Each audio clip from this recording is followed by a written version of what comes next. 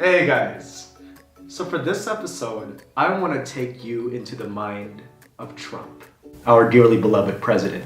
You see, our past episodes, I gave you examples of how Trump talks, of how Trump writes. But for this episode, I want to give you 4 rules or principles to keep in mind so that you can understand how Trump thinks and how Trump talks and also writes. But not just Trump, but also his supporters who talk like him. Because you see, the way that Trump communicates, it's on purpose. There's a certain style to it, and it actually represents a really special way that Americans nowadays and back then have been communicating. So stay tuned to how Trump thinks. First rule, Trump is all about insulting his enemies and whoever disagrees with him. You see, when Trump disagrees with people, it's not about a logical argument. It's not about better for worse. It's not about the truth. It's about making you look stupid. How stupid are our leaders? Silly, incapable, which means you can't do your job. I think Jeb is a nice person. He's very low energy. I'm not used to that kind of a person. Or fake. And this is why he's really famous for calling people names, like we talked about in the last episode. And that's why he's famous for calling CNN and other liberal or democratic news media fake news. CNN is terrible. CNN, you're with CNN? Are you with CNN? The second thing is what's called confirmation bias.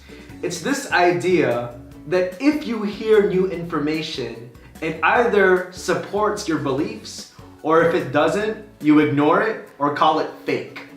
So a lot of people are saying that Trump believes whatever he wants to believe, and if there's any evidence against what he believes, he either will ignore it or call it fake. This is why a famous line from Trump's cabinet was, "We have alternative facts," after being presented with evidence that they were doing something wrong. I wish I'd known about alternative facts when I was in high school. I would have had straight A's. The third is children's language. So there was a research study done which claims that Trump's English is at the level of 4th graders, 9 to 10-year-old American children. This is really interesting because in comparison, the same research study showed that Barack Obama's English is at the level of 9th graders, 14 to 15-year-old American kids or teenagers. But guess what? Trump's doing this on purpose.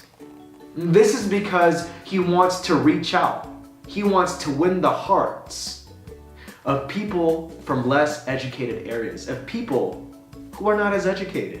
And guess what? These are the same people he used to beat Hillary Clinton. So children's language. It's for adults too. Last but not least, patriotism. You see, Trump communicates. He writes and he speaks with this attitude, with this feeling that many of us Americans have grown up with. That America is the best country in the world. And it's the greatest country in history, in the present, and forevermore, until the world ends. Okay, maybe it's not that extreme for some people. But you see, you can see examples of this when Trump says, "Let's make America great again." Because he really thinks that he is the president, that he is serving the greatest country in the world. And also, I must say that it's not just patriotism, but I think Trump also thinks that he's the best. So that's it, patriotism.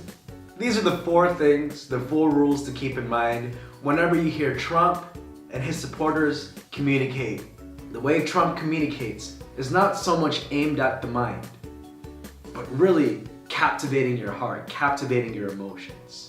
Guys, this is Genesis with Peas in a Pod. Thanks for joining me again today. I hope you got something out of this. If you like what I'm doing, subscribe.